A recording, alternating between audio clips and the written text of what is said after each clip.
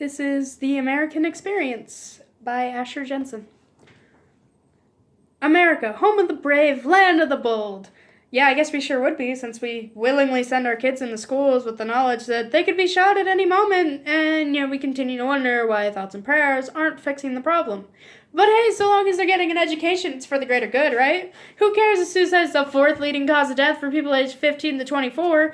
Who cares if kids are breaking down from the stress and pressures put on them day in and day out? I mean, college apps, AP exams, honors classes, straight A's, 4.0s, extracurriculars, family time, social life, jobs, and cars, and a silencing finger to anyone who speaks out against the standardized test.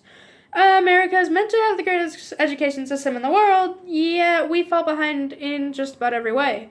It's the same sad story in healthcare as well.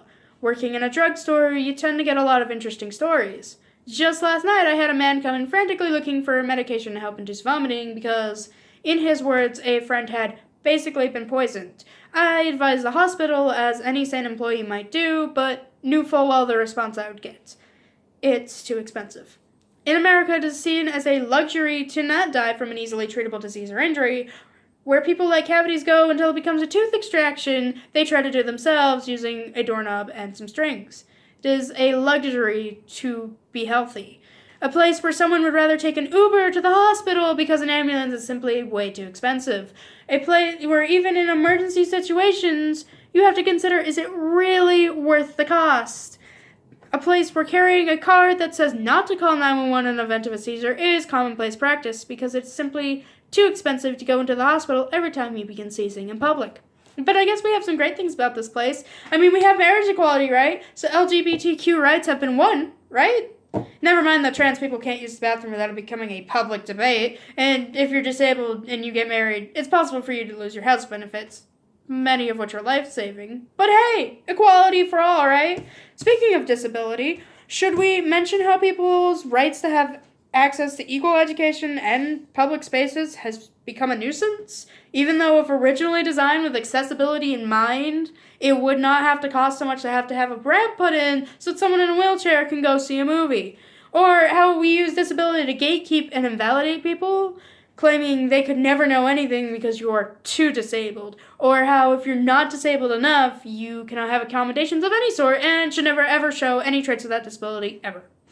Never mind the fact that I've heard several jokes in this classroom alone about being autistic that absolutely dehumanize me, but being far too afraid to call them out in fear that they will not believe I am disabled enough to have an opinion on their treatment of others or myself.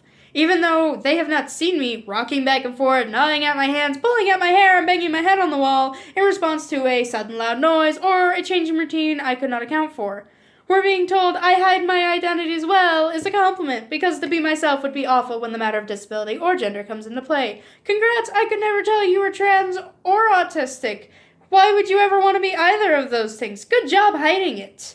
But not to despair. Our justice system is at least still intact, as long as you're a white, cisgender, heterosexual, upper middle class male.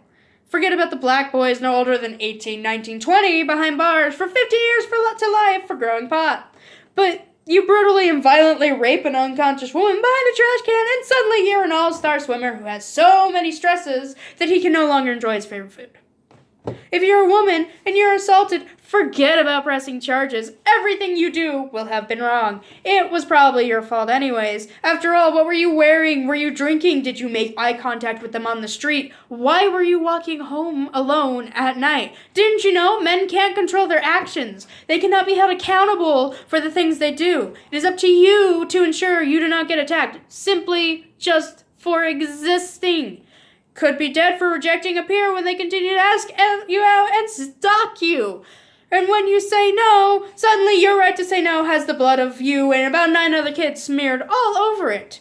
And if you're a man, you should be glad you were assaulted. You should love this kind of thing. Never mind the fact that you didn't want it, because deep down, you know you did. So what if men have the highest suicide statistics? They don't have feelings anyway. Poverty and child hunger run rampant through our systems. We shame children for not being able to pay their lunch fees, have them go through the line only to find out they don't have the money to eat. So we confiscate their lunch and throw it away as they watch the only meal they may get that day go untouched straight into the trash can. It's okay, they say. will give them a milk and some yogurt and a stamp on their hand, a big target that screams, low income. I remember the blaring of the pin pad every time I punched in my lunch number, standard excuse why mom hasn't paid my balance yet, because payday isn't for another few days, and we have bills coming up real soon, and dad's gotten laid off for the winter, and we simply don't have the money to spare for lunch, it seems, but I'm hungry, and the day still has 5 more hours to it. Please, just let me eat.